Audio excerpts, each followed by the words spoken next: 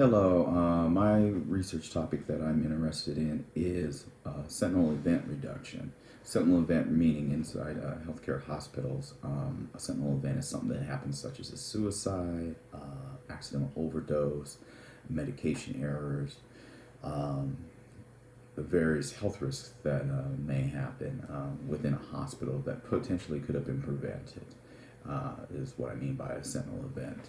Um, I think action research will help the organization that I'm working with in understanding underlying factors that are impacting or increasing the potential for sentinel events within the company, within the hospital.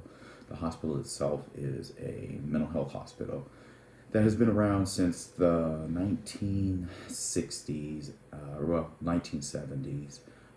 It's a state facility, and beyond the actual sentinel event reduction I'm interested in had just had a sentinel event happen within the last month. It's a very serious event, which increases people's eyes on the organization in more of in a negative manner, with various regulatory bodies that will be coming to the hospital site to investigate. So my idea is to hopefully, as I get closer to the research stage, is to begin talking, which I have in the past, with my hospital administration about attempting to do a study. I don't really perceive there being any type of obstacles to me doing such a study or something similar to that.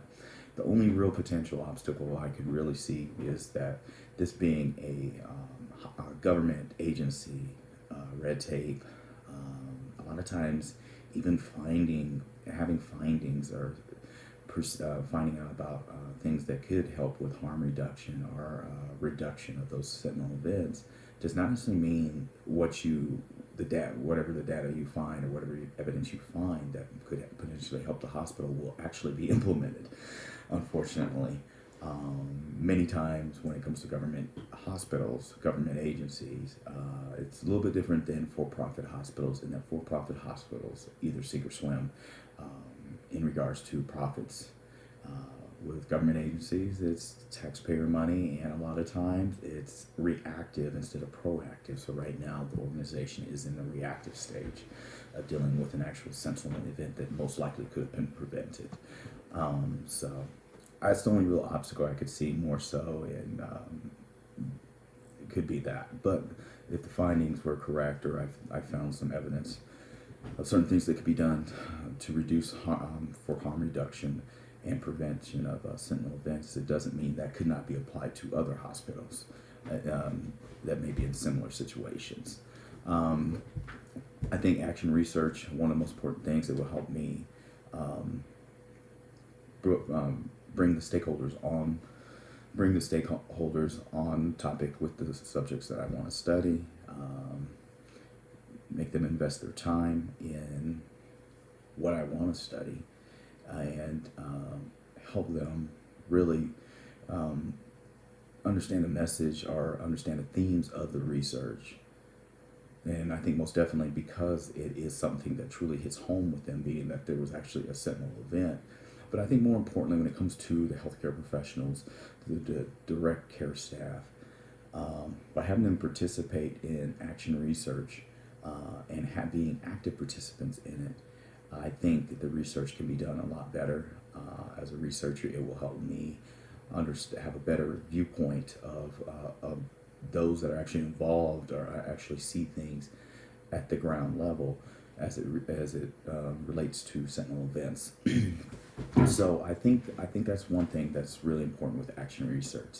Research is the participants and the stakeholders are part of the research. They are a big part. Getting them on board, doing meetings, seeking their feedback in those meetings, also finding potential obstacles just in general, doing the research, things that I may not have thought of, such as not realizing that the organization has plastic liners on the units. The healthcare units actually have plastic trash bags on the unit. If it wasn't for the stakeholders, I may not know that. and I may not find that, and that could be potential piece of the harm reduction. Um, as far as the research goes, I think one of the things we do would be doing surveys before research. And what I mean by before research is before actually implementing what I think would help in harm reduction, sentinel event reduction, such as people's surveys related to their awareness of sentinel events, um, A, B, C, D type of questions are answers in regards to identifying sentinel or harm areas such as trash bags, plastic trash bags on the unit, um, sharp objects on the unit, things of that nature. Do one before and do one maybe mid and maybe one after trainings have been implemented.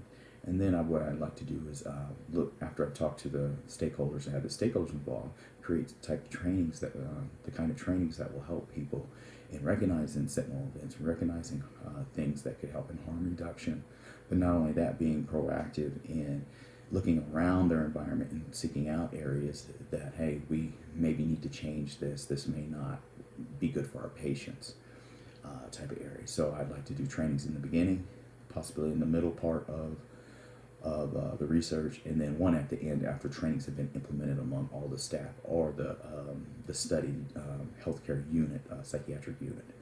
Um, Collecting that data, I was thinking about that, and everyone, a lot of times you go straight to paper and you're thinking, oh, we can do this by paper. Then really looking at it, I was like, there's so much potential technology out there that can be utilized. SurveyMonkey, for one instance. Everybody who's a government employee has a email address, that a state or a federal email or city email address.